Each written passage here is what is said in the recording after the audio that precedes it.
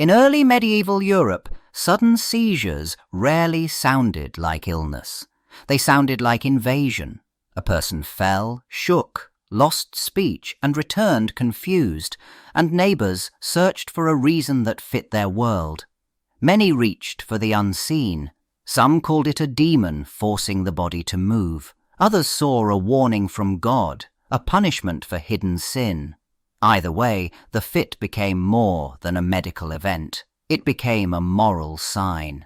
That belief changed how people reacted in the moment. A seizure did not just demand help, it demanded judgment. Families weighed shame against fear. Witnesses looked for clues in the victim's life, not in the body.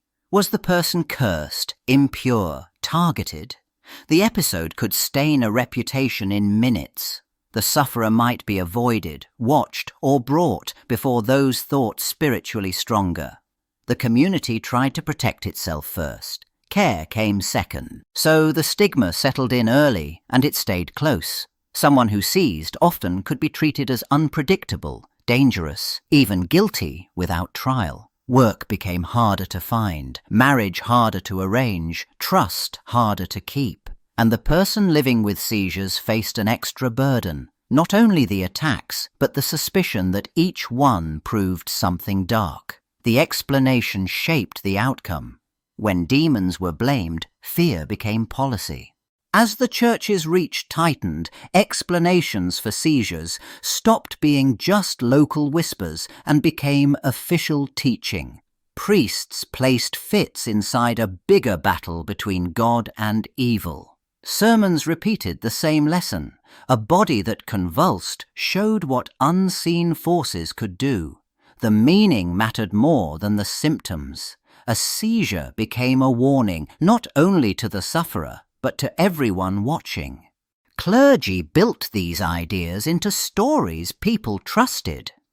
In saints' lives, holy men and women faced the devil in public, and a sudden fit became the proof that the enemy had been exposed. When the saint's blessing ended the struggle, it showed who held power. These tales travelled fast and settled into memory. One person's episode turned into a template, repeated until it felt like certainty. Moral teaching pushed it further. Preachers tied seizures to sin, temptation, and the need for repentance, even when no one could point to a specific wrongdoing. That link raised the stakes.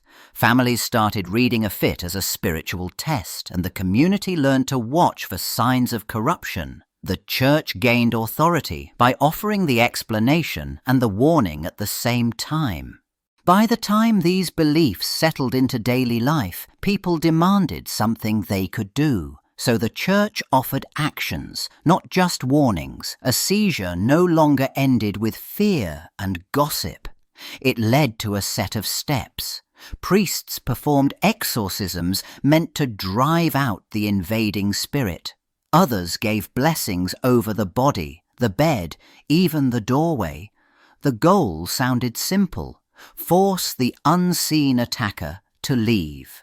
When the fits returned, the response expanded. Families sought out relics, bones, cloth, or objects linked to holy figures because contact promised protection. Sufferers touched them, wore them, or drank water that had washed them.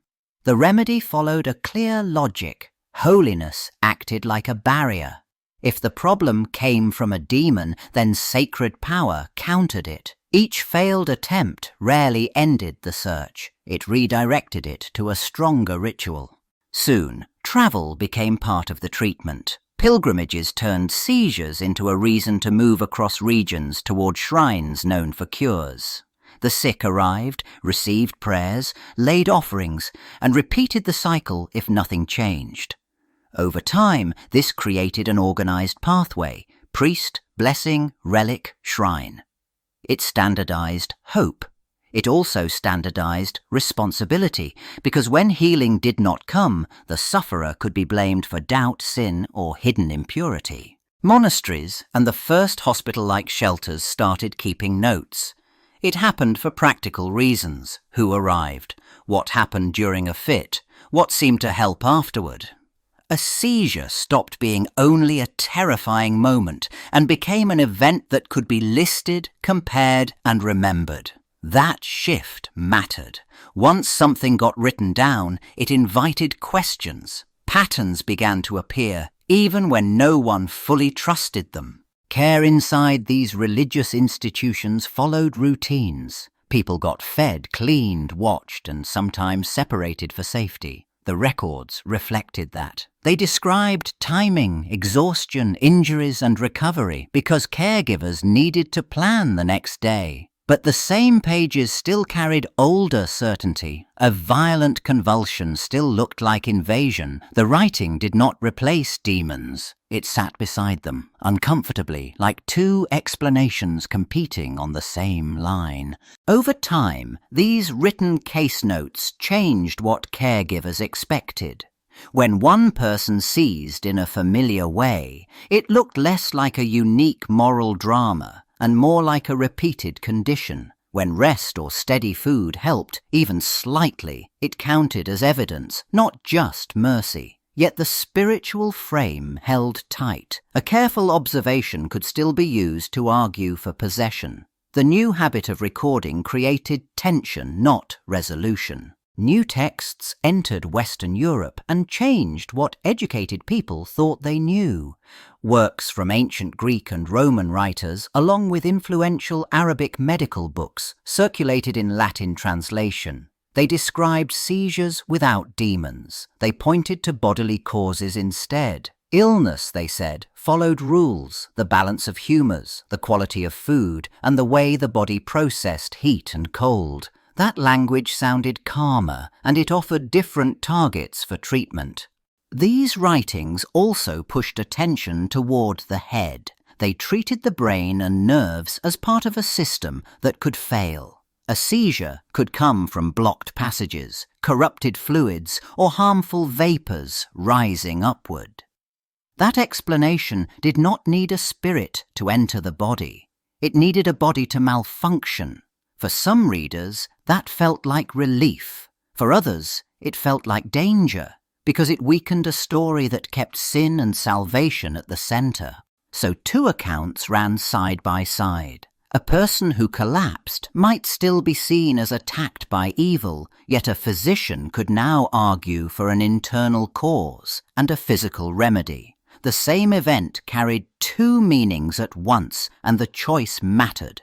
Possession demanded confession and ritual. Natural causes demanded observation and regimen.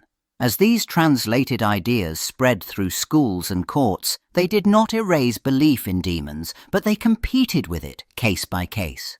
As trained physicians gained influence, seizure care stopped being only a spiritual emergency. It became a plan.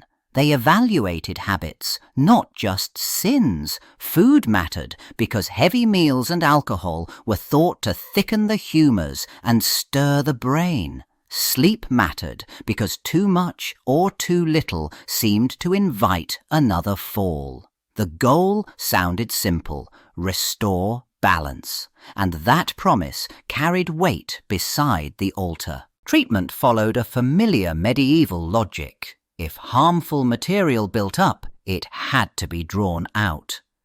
Bloodletting entered the routine, timed and measured, aimed at easing pressure and heat inside the body. Purges and emetics followed, forcing the gut to empty what doctors believed fed the disorder. It looked harsh, and it often was, but it offered something prayer alone did not: visible action and a schedule.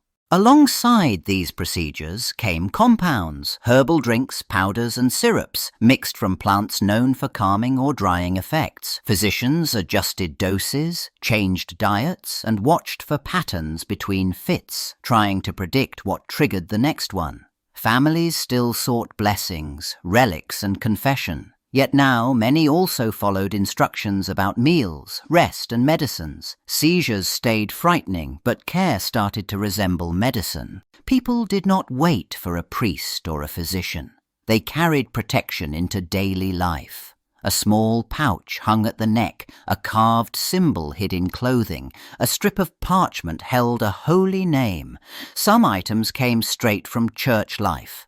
Others came from older habits that survived under new labels. The goal stayed simple: keep the next seizure away, or at least soften it. Words mattered as much as objects. Families repeated short formulas over food, over beds, over the person's head when warning signs appeared. A prayer could sit beside a rhyme that no one fully explained anymore. The logic ran on experience, not proof. Someone tried it, the fit seemed to ease, and the method spread. In a world without certainty, repetition looked like control. These protections turned the home into a treatment space. Salt, water, herbs, and blessed scraps moved through routines that felt ordinary, even when the fear behind them stayed sharp. Christianity shaped the language, but older practices shaped the habits, and most people saw no conflict in using both. The toolkit grew because seizures kept returning. When cures failed, prevention became the everyday promise. Late in the Middle Ages, seizures stopped being only a private crisis and became a public problem. Town life grew denser, rules tightened, and reputation meant survival. When someone collapsed without warning, some neighbors read it as more than illness. They linked it to sin, bad character, or a dangerous lack of self-control. The fit looked unpredictable. That unpredictability started to feel like a threat that communities believed they had to manage. Fear took several forms at once. Some people treated seizures like a moral stain that could spread through contact, marriage, or shared work, so families hid sufferers or kept them away from public gatherings. Others treated the episode as proof of hidden wrongdoing and watched the household for more signs. And when suspicion turned sharper, uncontrolled fits started to sit beside rumors of witchcraft. A medical crisis now carried legal and social risk. At the same time, help multiplied rather than disappeared. Religious rites continued, folk protections persisted, and medical regimens circulated more widely, so a sufferer might try several options in sequence. But more choices did not mean less stigma. A person could be prayed over, treated, and still judged as unsafe. Communities tightened control through exclusion, forced supervision, or broken livelihoods. Care expanded, marginalization deepened, both happened together. As the late medieval world shifted toward the early modern age, a different kind of authority grew louder, the authority of the body itself.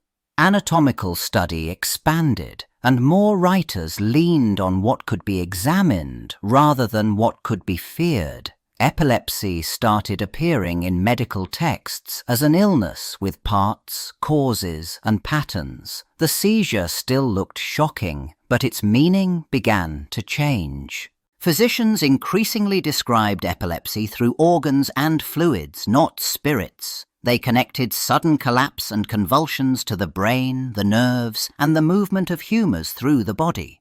Post-medieval manuals offered lists of triggers, warning signs, and treatments meant to correct internal imbalance. This language mattered. If epilepsy belonged to the body, then the sufferer looked less like a battlefield for demons and more like a patient.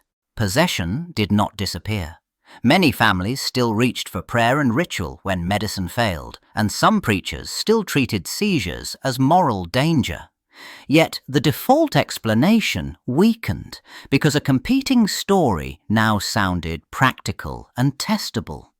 The result changed everyday decisions. People sought doctors more often, judged sufferers a little less automatically, and argued over causes in public, not only in confessionals and shrines. In the present day, seizures no longer belong to the invisible battlefield of demons and punishment. They belonged to the brain. Doctors described epilepsy as bursts of abnormal electrical activity, and that simple shift changed everything that followed. An episode became a medical event to document, not a moral verdict to fear. The goal stopped being to drive something out. It became to understand what triggered it and how to prevent it. Hospitals and clinics relied on tests that captured evidence instead of rumours. EEG recordings mapped the brain's signals. Scans revealed scars, tumours or injuries that once would have been called curses. Treatment followed the data. Anti-seizure medicines, carefully adjusted, often ended attacks or reduced them sharply. For seizures that resisted drugs, surgery, implants or special diets offered other routes. Care turned into long-term management with plans made before the next crisis. Just as important, people with epilepsy gained language for what happened to them and rights around how they got treated. Advocacy groups pushed schools, employers and lawmakers to replace suspicion with safety and access.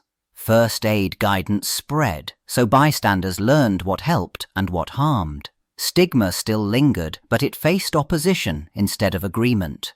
The old rituals had promised certainty and delivered blame. Modern medicine promised imperfect control and delivered something medieval life rarely allowed: dignity.